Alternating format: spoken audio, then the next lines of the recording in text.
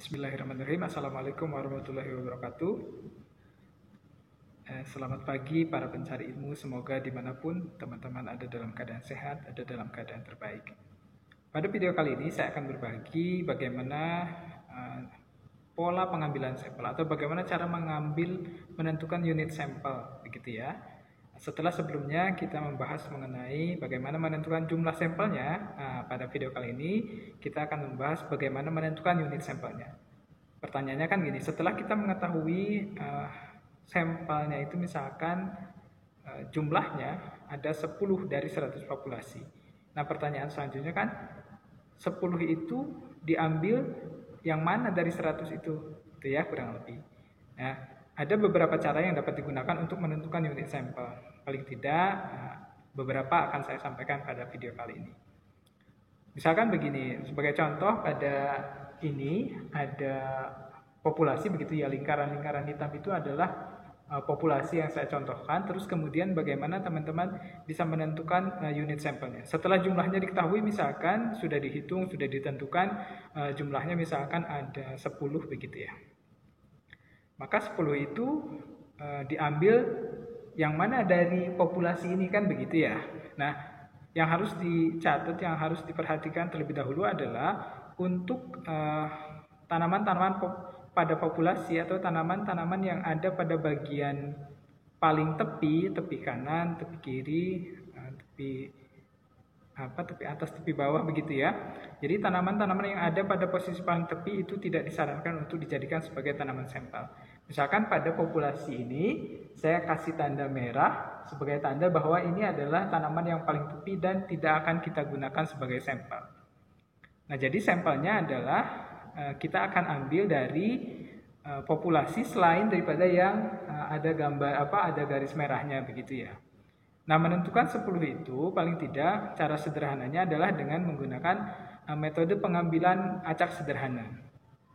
Acak sederhana itu kurang lebih begini.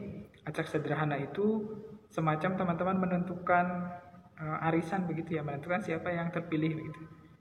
Nah, caranya bagaimana? Misalkan kita punya 100 populasi, terus kemudian teman-teman juga tentukan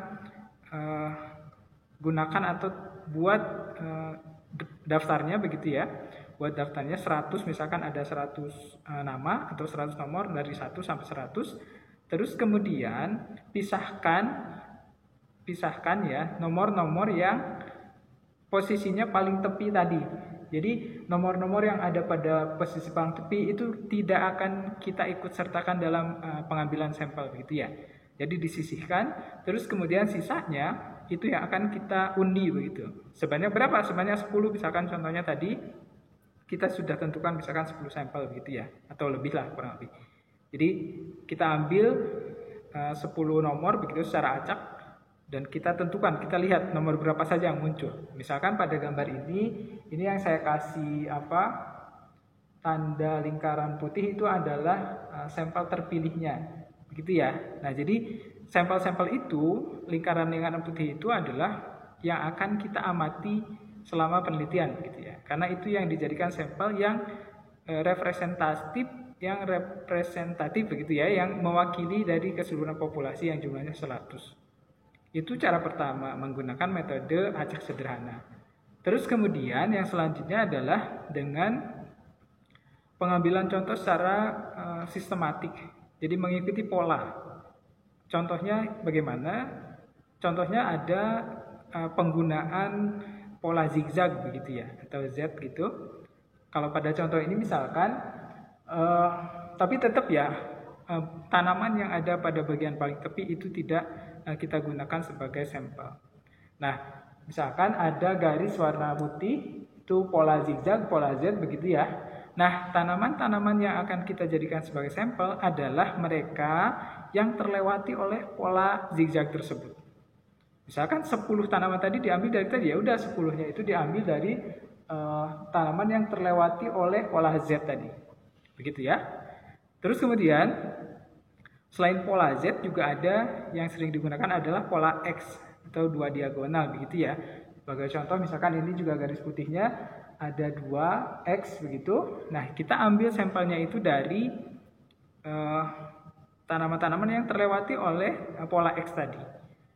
Pola apapun, baik Z atau X, kan pertanyaannya terus buatnya bagaimana. Jadi ketika pengamatan, ketika menentukan unit sampel ini, teman-teman bisa buat dengan misalkan tali plastik begitu, atau benang begitu ya, yang menunjukkan itu adalah pola yang akan teman-teman ikuti, apakah itu pola Z atau pola X begitu.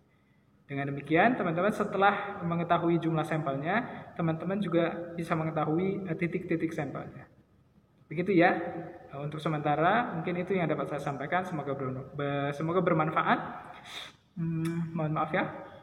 Semoga bermanfaat. Mudah-mudahan dimanapun teman-teman pada sehat. Semoga pada saatnya kita bisa berjumpa dalam keadaan tatap muka begitu ya. Demikian yang dapat saya sampaikan. Terima kasih.